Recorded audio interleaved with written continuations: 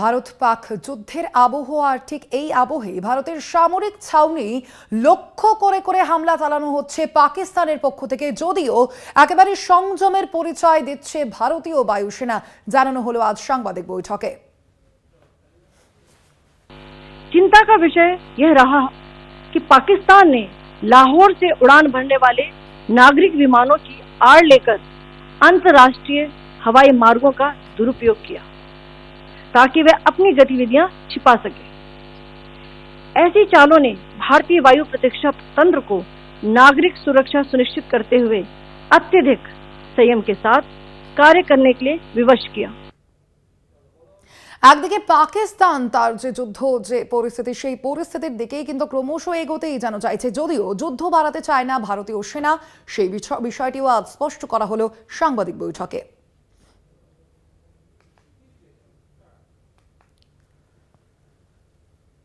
साथ ही साथ पाकिस्तान ने मिस इन्फॉर्मेशन का सहारा लेते हुए आदमपुर स्थित S-400 प्रणाली, सूरतगढ़ व सिरसा के हवाई अड्डों, नगरोटा के ब्रह्मोस बेस, देहरागिरी के तोपखाना पोजीशन तथा चंडीगढ़ के अग्रिम गोला बारूद डिपो को नष्ट करने के झूठे दावे सोशल मीडिया पर फैलाए।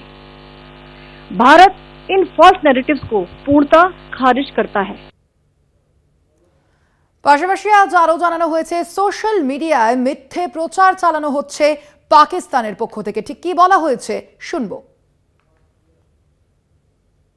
पाकिस्तान द्वारा सैन्य ठिकानों को जानबूझकर निशाना बनाने के पश्चात भारतीय सशस्त्र बलों ने त्वरित व सुनियोजित जवाबी हमले किए। Technical installation, command and control centres, radar sites और हथियार भंडार को चुनकर निशाना बनाया गया। रफीकी, मुरीद, चकलाला, रहमियार खान, सुकूर और चुनिया स्थित पाक सैन्य ठिकानों पर एयर लॉन्च सटीक हथियारों व लड़ाकू जेट से प्रहार किए गए।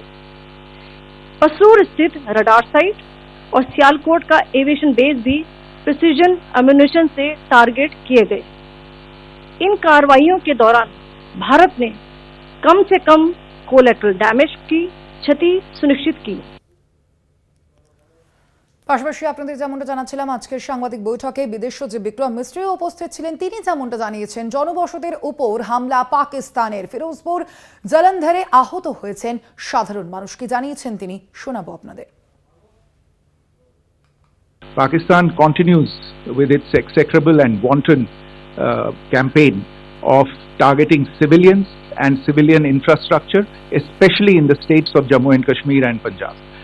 There is also on its part a consistent attempt to sow discord between communities in India.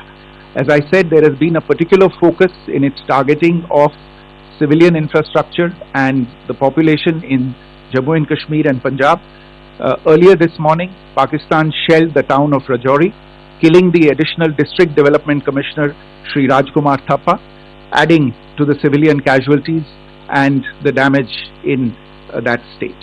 We have also observed overnight damage to property and injuries to civilians in Firozpur and Jalandhar, among other places. আফগানিস্তানে হামলা ভারতীয় সেনার, পাক দাবি খারিজ করা হয়েছে বিদেশ মন্ত্রকের পক্ষ থেকে এই সাংবাদিক বৈঠকে। There is this yet again completely ludicrous claim that Indian missiles have hit Afghanistan. Totally frivolous allegation, and I only want to point out that Afghan people don't need to be reminded about which country it is that has on multiple occasions in just the last 1.5 years targeted civilian populations and civilian infrastructure in Afghanistan.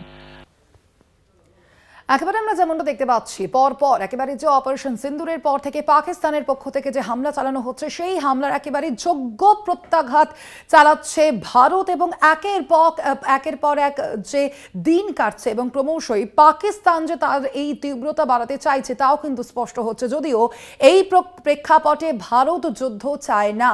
আজ সাংবাদিক বৈঠকে বিদেশ মন্ত্রকের পক্ষ থেকে এমনটাই জানানো হয়েছে। অন্যদিকে ভারতের বিভিন্ন জনবসতির উপর হামলা চালাচ্ছে পাকিস্তান। ফিরোজপুর জলন্ধরে আহত হয়েছেন সাধারণ মানুষ, জানানো হয়েছে সাংবাদিক বৈঠকে। আমরা এই বিষয়ে কথা বলবো।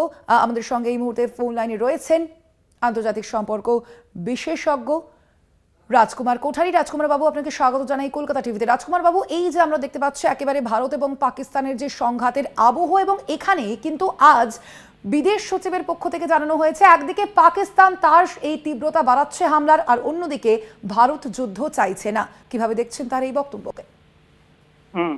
নমস্কার। দেখুন, প্রথম কথা হচ্ছে যে এই যুদ্ধটা তো পাকিস্তান ইনভাইট করেছে।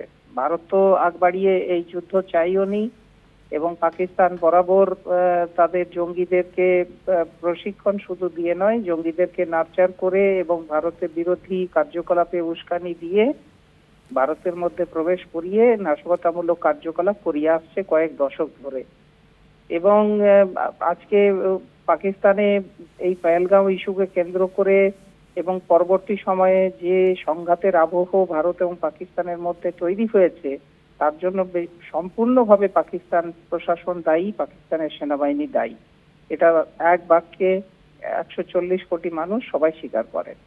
এখন বিষয় হচ্ছে যে পাকিস্তানের এই যে পরপর ভারত যে প্রত্যাঘাত আনছে, পাকিস্তানের প্রত্যেকটা আঘাতের সমুচিত জবাব আমরা দিচ্ছি, তাতে বেশিরভাগ ক্ষেত্রেই পাকিস্তান সেগুলোকে অ্যাবজর্ব করতে পারছে না। কারণ ইতিমধ্যে আমরা খবর পেয়েছি পাকিস্তানের একাধিক এয়ারবেস ডিস্ট্রয় করা হয়েছে, অনেক ক্ষয়ক্ষতি হয়েছে, কিন্তু সোশ্যাল মিডিয়ায় পাকিস্তান শুধু একতরফা তাদের প্রচার চালিয়ে যাচ্ছে ভারত বিরোধী, এবং সেখানে ভারতের বিমানকে আকাশ থেকে নামিয়ে দিয়েছে, ভারতের ক্ষয়ক্ষতি করেছে অনেক বেশি, সেই সমস্ত বিষয়গুলো তারা প্রচার চালিয়ে যাচ্ছে একতরফা মিথ্যাভাবে। এমত অবস্থায় আমাদেরকে সংযত থাকা এবং সত্যি বিষয়টাকে যাতে সামনে উঠে আসে আপনাদের মতন দায়িত্বপূর্ণ গুরুত্বপূর্ণ চ্যানেলের মাধ্যমেই মানুষের কাছে যাতে সত্যি বিষয়টা পৌঁছায়, এই দায়িত্বটা আমাদের সবার। এবং সেই পরিস্থিতিতে ভারত সরকার আজকে যে বিবৃতি দিয়েছে এবং সংযত থেকে পাকিস্তানের প্রত্যেকটা আঘাতের আমরা সমুচিত জবাব দিচ্ছি এবং আগামী দিনে দেব, যতক্ষণ পর্যন্ত পাকিস্তানকে উচিত শিক্ষা দেওয়া না যেতে পারে। এমত অবস্থায় আমরা সবাই ভারতের সরকার, ভারতীয় প্রশাসন এবং ভারতীয় সেনাবাহিনীর পাশে আছি এবং থাকবো, এই অঙ্গীকার আমাদের সবার। একেবারে আপনাকে ধন্যবাদ। আপনাকে আমরা কথা বলছিলাম, ফোন লাইনে ছিলেন আন্তর্জাতিক সম্পর্ক বিশেষজ্ঞ অধ্যাপক রাজকুমার কোঠারি।